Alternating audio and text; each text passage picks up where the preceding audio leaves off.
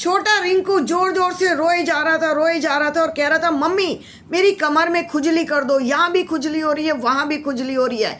माँ को पता नहीं था, पहला बेबी था उसका, वो उसे समझ ही नहीं आ रहा था कि उसे क्या करना है क्या नहीं करना है। बार बार हाथों से सहला रही थी और बच्चे को चैन नहीं पड़ रहा था। तभी अपनी सास के पास गई और जाकर बोली मम्मी जी ये रोए जा रहा है, कह रहा है मेरी कमर पे खुजली कर दो, क्या करूं, मुझे तो पता समझ नहीं आ रहा कि इसको क्या हो गया है, ऐसा कोई दाने भी नहीं हुए इसकी उस खुजली उस पर शरीर पर।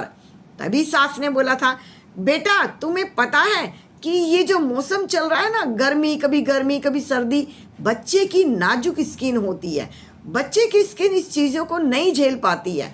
तुम एक काम करो, एक साबुन लो और इसको उस साबुन से नहला दो। जब तुम 2-4 दिन लगातार उस साबुन से नहलाओगी ना तो तुम्हें पता चलेगा इसके आराम आ गया है। इसको करने के बाद आप इसके उस पर कोई बॉडी लोशन लगा देना या बोरो प्लस लगा देना, बच्चे को आराम मिलेगा, बच्चा चैन की नींद सोएगा। सोते सोते जागता है, सोते सोते खुजली करने लगता है। इस खुजली का एक इलाज होता है, बहुत आसान है, बहुत सरल है। तुमने कभी सुना भी होगा, नीम का पेड़ होता था ना, नीम का पेड़, नीम के पत्तों को पानी में उबाल देते थे और उसके बाद ठंडा होने पर उस पानी से नहाते थे।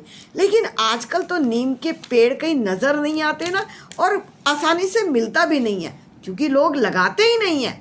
नीम एक ऐसी गुणकारी चीज़ है जो उसके फोड़े फुंसियों को भी ठीक कर देती है, खुजली को भी ठीक कर देती है, शरीर पर जितनी एलर्जी होती है नीम उसे ठीक कर देता है। तो मम्मी जी अब कहाँ से लाऊं, मेरे घर के आसपास कोई नीम का पेड़ है भी नहीं है, हमारे घर के पास कहाँ नीम का पेड़ है, कहाँ गांव में जाना पड़ेगा और कहाँ नीम का पेड़ लाना पड़ेगा। तो बेटा एक चीज़ समझ, तू नीम का साबुन यूज़ कर। नीम का साबुन जो होता है ना ये पतंजलि का है। पतंजलि की भी जितनी भी चीज़ें हैं ये आयुर्वेद से बनी हैं।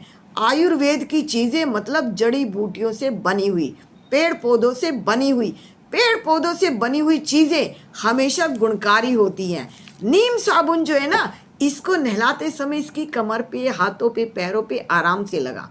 नीम साबुन को जितना यूज़ करेगी ना और इसके बाद तू बॉडी लोशन लगाएगी, बच्चा चैन की नींद सोएगा। जब ये चैन की नींद सोएगा तुझे भी आराम मिलेगा। तू भी 2 घंटे या तो आराम करना या अपने घर के काम निपटा देना। सास ने बहू को समझा दिया था कि नीम का पेड़ और आयुर्वेदिक नीम की साबुन कितनी गुणकारी है।